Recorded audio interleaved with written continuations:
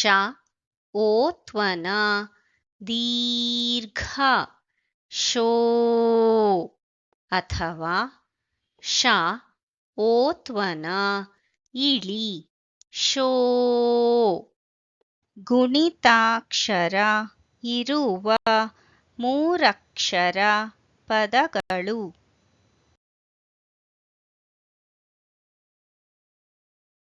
show ಡ ಶ show ಡ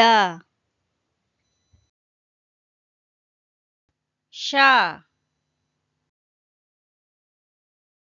ಶೋ ಡ ಶ ಶೋ ಡ ಶ ಷೋಡಶ